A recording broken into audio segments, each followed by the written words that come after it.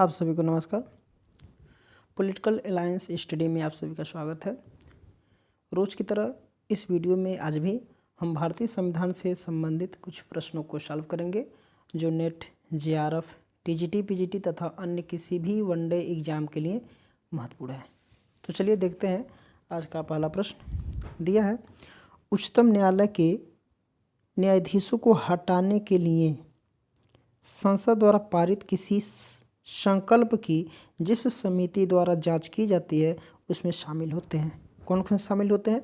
तो दिया है ए, उच्चतम न्यायालय के 2 न्यायाधीश, बिल्कुल नहीं। फिर दिया उच्चतम न्यायालय के 2 न्यायाधीश तथा भारत के महान्यायवादी, ये महान्यायवादी नहीं शामिल होता है।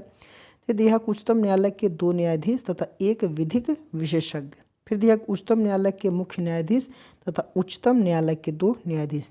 ये भी गलत हो जाएगा। देखिए इसका सही उत्तर हो जाएगा ऑप्शन सी, उच्चतम न्यायालय के 2 न्यायाधीश और एक विधि विशेषज्ञ शामिल होते हैं। देखिए इसका उच्चतम न्यायालय के न्यायाधीशों को हटाने के लिए संसद द्वारा पारित किसी संकल्प की जिस समिति द्वारा जांच की जाती है उसमें निम्न कुछ लोग होते हैं, जैसे कि उच्चतम न्यायालय के 2 न्यायाधीश होते हैं और एक विधि विशेषज्ञ होते हैं। अगला दिया है, निम्नलिखित में कौन से अनुच्छेदों के अंतर्गत उच्च न्यायालय और उच्चतम न्यायालय याचिका जारी कर सकते हैं? दिया है अनुच्छेद 44-45, अनुच्छेद 123 और 213, फिर 32 और 226 और फिर है 53 और 153। फिर यहाँ दिया इसका उत्तर जो सही हो जाएगा वो हो जाएगा ऑप्शन सी, अनुच्छेद 32 और अनुच्छेद 226। ठीक है। देखिए उच्चतम न्यायालय और उच्च न्यायालय अनुच्छेद 32 के तहत उच्चतम न्यायालय और 226 के तहत उच्च न्यायालय में याचिका जारी कर सकते हैं। अगला प्रश्न है, दिया कि भारत का उच्चतम न्यायालय अंततः गणराज्य के 32 वर्ष बाद भारतीयों के लिए उच्चतम न्यायालय बन गया है। यह किसका कथन है? तो देखिए यह है कि न्यायमूर्ति वी.आर. कृष्ण अय्यर, न्यायमूर्ति पी.एन. भगवती, उपेंद्र बख्शी और नानी पालकीवाला। तो इसका जो सही उत्तर हो जाएगा उपेंद्र बख्शी का, ऑप्शन सी इसका सही उत्तर हो जाएगा, उपेंद्र बख्शी। देखिए भारत का उच्चतम न्यायालय अंततः गणराज्य के 32 वर्ष बाद भारतीयों के लिए उच्चतम न्यायालय बन गया है। यह कथन किसका था? तो यह उपेंद्र बख्शी का था। अगला प्रश्न है, दिया है कि निम्नलिखित में से किस मामले में भारत के उच्चतम न्यायालय ने कार्यस्थलों में कामकाजी महिलाओं के यौन उत्पीड़न की रोकथाम हेतु व्यापक दिशा निर्देश जारी किए हैं? तो दिया है हुस्न आरा खातून बनाम बिहार राज्य। फिर दिया है कि दिल्ली की घरेलू कामकाजी महिला मंच बनाम भारत संघ। फिर दिया कि ओल्गा टेलिज बनाम बम्बई नगर निगम। फिर है कि विशाखा बनाम राजस्थान राज्य व अन्य। तो इसका जो सही उत्तर हो जाएगा वो हो जाएगा ऑप्शन डी, विशाखा बनाम राजस्थान राज्य व अन्य। इसका सही उत्तर हो जाएगा। देखिए विशाखा बनाम राजस्थान राज्य व अन्य ये 1997 के मामले में भारत के उच्चतम न्यायालय के कार्यस्थलों में कामकाजी महिलाओं के यौन उत्पीड़न के रोकथाम हेतु व्यापक दिशा निर्देश जारी किए हैं। अगला प्रश्न है, दिया कि निम्नलिखित में कौन लोकसभा के अध्यक्ष नहीं थे? देखिए ये 4 ऑप्शन है, 4 लोग का नाम है और इसमें से ये देखना है कि कौन लोकसभा के अध्यक्ष नहीं थे। रवि राय, फिर दिया कि हुकुम सिंह, बलिराम भगत और गोपाल स्वरूप पाठक। तो इसका जो सही उत्तर हो जाएगा गोपाल स्वरूप पाठक। देखिए गोपाल स्वरूप पाठक ये कभी उच्चतम न्यायालय के लोकसभा के अध्यक्ष नहीं थे। देखिए लोकसभा के अध्यक्ष में देखिए रवि राय 9वीं लोकसभा में थे, हुकुम सिंह 3री लोकसभा में थे, बलिराम जो थे ये 5वीं लोकसभा में थे। संविधान का जो अनुच्छेद 93 है इसके अनुसार लोकसभा अपने सदस्यों में से एक अध्यक्ष का निर्वाचन करेगी। लोकसभा में के समस्त कार्यक्रम और कार्यवाही अध्यक्ष के द्वारा ही निश्चित की जाती है। नेक्स्ट दिया है, भारत के निम्नलिखित उपराष्ट्रपति को उसके सही क्रमानुक्रम में व्यवस्थित कीजिए तथा नीचे दिए गए कूट में सही उत्तर का चयन करिए। देखिए कि दिया है कि के.आर. नारायण, फिर है गोपाल स्वरूप पाठक, कृष्णकांत और न्यायमूर्ति मोहम्मद हिदायतुल्लाह। अब इनको क्रम से रखना है। देखिए गोपाल स्वरूप पाठक जो थे ये 1969 में ये बने थे उपराष्ट्रपति, ठीक है। और के आर नारायण जो बने थे 1992 में बने थे। के आर नारायण कब बने थे? 1992 में। फिर एक कृष्णकांत जो बने थे 1997 में, 1997 में। और न्यायमूर्ति हिदायतुल्लाह जो बने थे वो बने थे 1979 में। ये 1979 में बने थे। तो इसके हिसाब से जो हमारा उत्तर सही हो जाएगा वो हो जाएगा ऑप्शन डी, 2, 4, 1 उसके बाद से 3, 97। ठीक है। नेक्स्ट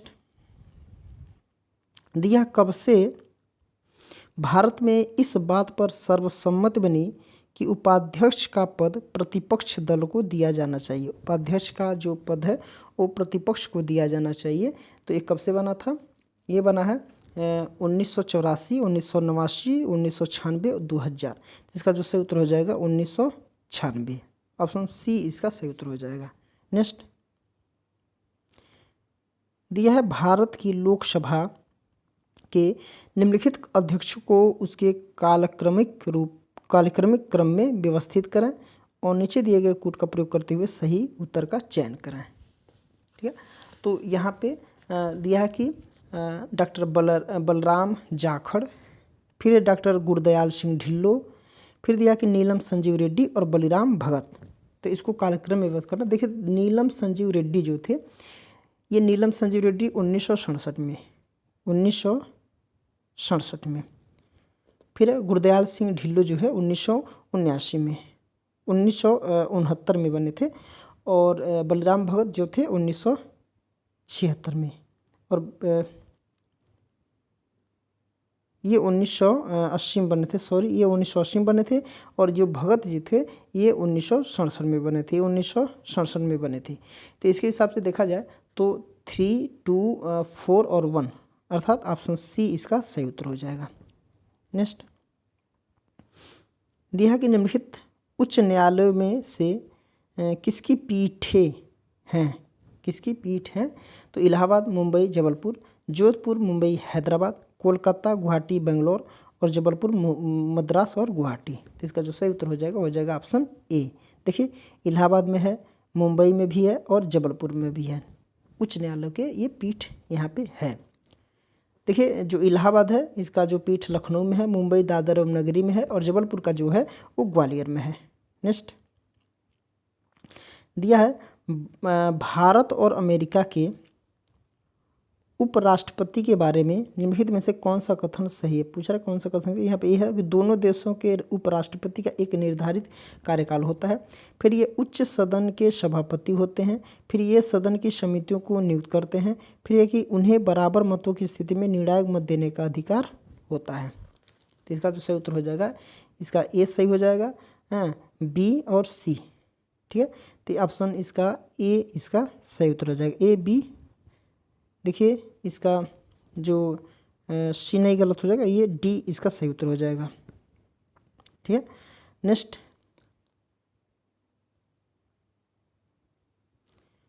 दिया है निम्नलिखित में से कौन सुमेलित नहीं है? पूछ रहा है कौन नहीं है। तो दिया कि लक्ष्मीकांत पांडे बनाम भारत संघ, इसे किससे सुमेलित करना? भारतीय बच्चों का अंतर्देशीय गोद लिया जाना। देखिए ये सही है। फिर है कि SP गुप्ता बनाम भारत के राष्ट्रपति तथा अन्य जो है ये सामाजिक उद्देश्य के लिए लोकहित याचिका दायर करने हेतु नागरिकों को समर्थ बनाना। क्लियर है, ये भी सही है। फिर मोहिनी जैन बनाम कर्नाटक राज्य, प्रदूषण मुक्त जल एवं वायु का सेवन। ठीक है। तो देखिए ये नहीं हो पाएगा। फिर ओल्गा टेनिस बनाम बम्बई नगर निगम आजीविका, ये सही हो जाएगा। देखिए ऑप्शन सी इसका राइट आंसर हो जाएगा, ये सुमेलित नहीं है। ठीक है। मोहिनी जैन बनाम कर्नाटक राज्य केस जो है वो 1989 में। देखिए ये 1989 मेडिकल कॉलेज में अवैध फीस वसूली के संदर्भ में मेरठ के निवासी मोहिनी जैन के कर्नाटक में एक MBBS कॉलेज द्वारा अवैध फीस वसूली जा रही थी ट्यूशन फीस के नाम पर, जिसके खिलाफ वह अदालत की शरण में पहुंची थी। नेक्स्ट दिया है कि वर्तमान में लोक लेखा समिति में 22 सदस्य होते हैं, जिनमें से 15 लोकसभा से और 7 राज्यसभा से होते हैं। देखिए ये पहला ही ऑप्शन इसका सही हो जाएगा, बाकी सब गलत हो जाएंगे। पहला ऑप्शन ए इसका, यानी कि 15 लोकसभा से होते हैं इस 22 सदस्य में से, और 7 जो हैं वो राज्यसभा से होते हैं। देखिए लोक लेखा समिति का गठन भारत सरकार अधिनियम 1919 के अंतर्गत पहली बार 1921 में हुआ, और तब से यह अस्तित्व में है। इसमें 22 सदस्य होते हैं, 15 लोकसभा से तथा 7 राज्यसभा से हैं। नेक्स्ट दिया कि प्रधानमंत्री के निम्नलिखित कार्यों में से कौन सा एक गलत रीति से सूचीबद्ध किया गया है। ठीक है, दिया है ये है वह मंत्रिमंडल की बैठकों की अध्यक्षता करता है, बिल्कुल सही है। फिर है कि वह मंत्रिमंडल की बैठकों के लिए कार्यसूची तैयार करता है, सही। वह विभिन्न विभागों में कार्यकलापों में समन्वय स्थापित करता है। फिर डी है कि वह संसद की विभिन्न स्थायी तथा तदर्थ समितियों की सभापति करता है। एक बिल्कुल गलत हो जाएगा, तो ऑप्शन डी इसका जो है गलत रीति से सूचीबद्ध किया गया है, यह नहीं होगा, तो ऑप्शन डी ही इसका सही उत्तर हो जाएगा इस प्रश्न के हिसाब से। देखिए संविधान के जो अनुच्छेद 75 है, इस 75 में प्रधानमंत्री की नियुक्ति राष्ट्रपति करेगा और अन्य मंत्रियों की नियुक्ति राष्ट्रपति प्रधानमंत्री की सलाह पर करेगा। प्रधानमंत्री जो है मंत्रियों के विभागों का बंटवारा करता है। यहाँ पर भी राष्ट्रपति के कृत्य मात्र औपचारिक है। प्रधानमंत्री संसद की विभिन्न स्थायी तथा तदर्थ समितियों का सभापति कभी नहीं करता है। नेक्स्ट दिया कि भारत में किसी राज्य कानून की संवैधानिक वैधता को चुनौती दी जा सकती है केवल राज्य के उच्च न्यायालय में, केवल भारत के सर्वोच्च न्यायालय में, ए और बी दोनों में, या फिर केवल प्रशासनिक न्यायालय में। इसका उत्तर हो जाएगा ऑप्शन सी, ए तथा बी दोनों में। नेक्स्ट दिया है कि किसी संस्था को हाउस ऑफ एल्डर्स के रूप में संदर्भित किया जाता है। किसको? लोकसभा को, राज्यसभा को, विधानसभा को, ग्राम सभा को, या लोकसभा तथा विधानसभा को। देखिए इसका उत्तर हो जाएगा ऑप्शन बी, राज्यसभा को हाउस ऑफ एल्डर्स के रूप में संदर्भित किया जाता है। देखिए राज्यसभा को हाउस ऑफ एल्डर्स के रूप में संदर्भित किया जाता है, क्यों? तो राज्यसभा जो होती है वो वरिष्ठ व्यक्तियों का सदन है, जिसमें वैज्ञानिक, शिक्षाविद, राजनीतिक एवं अपने अपने क्षेत्र के विशेषज्ञ शामिल होते हैं। नेक्स्ट दिया कि सुप्रीम कोर्ट में केशवानंद भारतीय मामले भारत के संविधान के संबंध में किस अवधारणा की उत्पत्ति हुई थी? संसदीय संप्रभुता, सहकारी संघवाद, सहयोगवादी लोकतंत्र और बुनियादी संरचना, या फिर प्रत्यायोजित विधान। तो इसका जो सही उत्तर हो जाएगा बुनियादी संरचना, मूलभूत संरचना। इसमें इसकी अवधारणा इस वाद में उत्पन्न हुई थी। देखिए केशवानंद भारती बनाम जो केरल राज्य के मामले में संविधान की मूलभूत संरचना की अवधारणा की उत्पत्ति हुई। इस सिद्धांत के अनुसार क्या है कि संसद संविधान के मूलभूत ढांचे में परिवर्तन या उसे नष्ट नहीं कर सकती है। संविधान की कुछ बुनियादी विशेषताएं इस है, जो संविधान की जो सर्वोच्चता है ये मूल ढांचा है, शक्तियों का जो विभाजन है ये भी मूल ढांचा है, संविधान का संघीय चरित्र, संविधान का धर्मनिरपेक्ष, व्यक्तिगत स्वतंत्रता, ये सब मूल ढांचे के अंतर्गत आता है। नेक्स्ट भारत में किस धारा के माध्यम से सामान्य आपातकाल की स्थिति की घोषणा की जा सकती है? 356, 365, 360, 362 या 352। तो इसका जो सही उत्तर हो जाएगा ऑप्शन ई, 352। देखिए भारतीय संविधान के अनुच्छेद जो 352 के अंतर्गत आपातकाल की उद्घोषणा की जा सकती है। अनुच्छेद 360 के अंतर्गत क्या है कि इसके ये वित्तीय आपातकाल हो जाएगा, ठीक है, और 356 जो है राष्ट्रपति शासन हो जाएगा, ठीक है, ऐसे है। 365 भी राष्ट्रपति शासन से ही संबंधित है। अगला प्रश्न है दिया कि भारत ने किस वर्ष में राजभाषा अधिनियम को लागू किया? राजभाषा अधिनियम को कब लागू किया गया? 1991, 66, 1977, 1980 या फिर 1963। इसका उत्तर हो जाएगा 1963। देखिए भारतीय राजभाषा अधिनियम 1963 में लागू हुआ।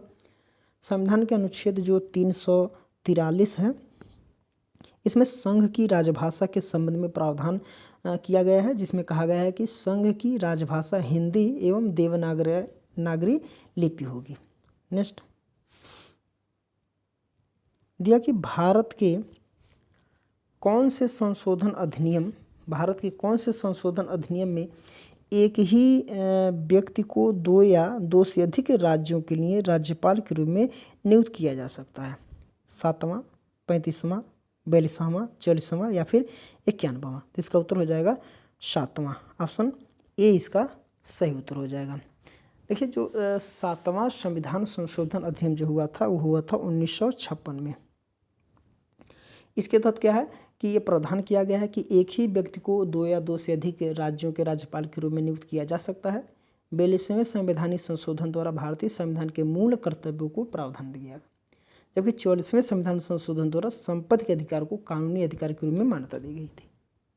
अगला है दिया कि भारत के संविधान के अनुसार निम्नलिखित में से कौन से पूरे या भारत के किसी हिस्से के अंतर्राष्ट्रीय संधियों को लागू करने के संबंध में संसद के लिए सच है? क्या किसी भी राज्य की सहमति के बिना, सभी राज्यों की सहमति के साथ, संबंधित राज्य की सहमति के साथ, या राज्यों के बहुमत की सहमति के साथ, या गृह मंत्री के विशेषाधिकार के द्वारा? इसका उत्तर हो जाएगा किसी भी राज्य की सहमति के बिना। ऑप्शन ए इसका सही उत्तर हो जाएगा। देखिए भारतीय संविधान के जो अनुच्छेद 253 है, इसके अंतर्गत यह प्रावधान किया गया है कि अंतर्राष्ट्रीय करारों को लागू करने के लिए संसद जो है संपूर्ण भारत या भारत के किसी हिस्से के संबंध में कानून बना सकता है, और ऐसा करने के लिए उसे किसी राज्य की सहमति की आवश्यकता बिल्कुल नहीं होती है। तो ऑप्शन ए ही इसका सही उत्तर हो जाएगा, किसी भी राज्य की सहमति के बिना ऐसा कार्य कर सकता है। नेक्स्ट अगला प्रश्न है कि भारत के किस संविधान संशोधन अधिनियम के द्वारा राज्य के मंत्री परिषद का अधिकतम आकार तय किया गया है? 42वां, 73वां, 91वां, 56वां या फिर 74वां? तो इसका उत्तर हो जाएगा 91वां। ऑप्शन सी इसका सही उत्तर हो जाएगा। 91वें संविधान संशोधन अधिनियम ये कब हुआ था? तो 2003 में। इसके द्वारा यह निश्चित किया गया है कि मंत्रियों की परिषद संसद एवं राज्य विधायिका के निम्न सदन के कुल सदस्यों के 15% से अधिक नहीं होना चाहिए। छोटे राज्य जैसे कि सिक्किम है, मिजोरम है, गोवा है, इसके मामले में न्यूनतम 12 मंत्री हो सकते हैं। न्यूनतम कितने मंत्री हो सकते हैं? जो छोटे राज्य हैं उसके लिए न्यूनतम 12 मंत्री हो सकते हैं, लेकिन इसके अलावा लगभग पूरे सदन के मतलब कुल निम्न सदन के कुल सदस्यों के 15% से अधिक नहीं होंगे। नेक्स्ट है दिया कि 1996 से 1998 तक निम्न में से कौन सी पार्टियां संयुक्त मोर्चा सरकार में भागीदार थी? संयुक्त मोर्चा सरकार में भागीदार थी आम आदमी पार्टी, उस समय तो आम आदमी पार्टी थी ही नहीं, फिर असम गण परिषद, हरियाणा विकास पार्टी और समता पार्टी या तृणमूल कांग्रेस? तो इसका उत्तर हो जाएगा option B, Assam Gana Parishad. Option B इसका सही उत्तर हो जाएगा, असम गण परिषद। देखिए 1996 में गठित संयुक्त मोर्चा की सरकार में असम गण परिषद पार्टी शामिल थी। अन्य पार्टियां जो थे जैसे समाजवादी पार्टी थी, डीएमके, टीडीपी, नेशनल कांग्रेस आदि। देख 1996 में हुए 11वीं लोकसभा चुनाव में परिणाम स्वरूप त्रिशंकु संसद का गठन हुआ था, जो 2 वर्ष तक राजनीतिक अस्थिरता का दौर रहा और 3 प्रधानमंत्री बने। उस टाइम 3 प्रधानमंत्री बने थे। अगला प्रश्न है दिया है कि किस संवैधानिक संशोधन कानून के तहत पर्यावरण की सुरक्षा भारतीय राज्य का उत्तरदायित्व हो गया था और यह संविधान के किस भाग में सम्मिलित है? तो दिया है कि 42वां संशोधन अधिनियम और राज्य के नीति निर्देशक सिद्धांत में। ठीक है, बिल्कुल। 44वां संशोधन अधिनियम और मूलभूत इसमें नहीं है। 73वां संशोधन अधिनियम ग्रामीण स्वराज इसमें भी नहीं है। 42वां संशोधन अधिनियम कर्तव्य इसमें भी नहीं है। 74वां संशोधन इसमें भी नहीं है। तो ऑप्शन ए इसका सही उत्तर हो जाएगा। देखिए 42वें संशोधन अधिनियम 1976 कब हुआ था? तो 1976 में।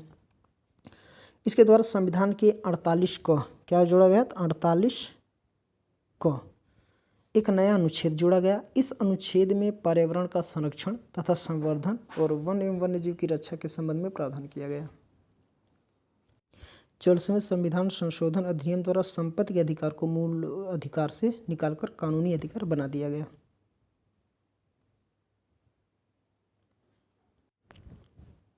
नेक्स्ट है दिया है कि संसद में पार्टी विप के ऑफिस का कहाँ से अपना जीवन बल प्राप्त करता है? भारत का संविधान, संसदीय विधियाँ, सभा के नियम, कार्यकारी निर्णय या फिर सम्मेलन। इसका उत्तर हो जाएगा ऑप्शन ई, सम्मेलन। देखिए, संसद में पार्टी विप के ऑफिस का सम्मेलन से अपना जीवन बल प्राप्त करता है।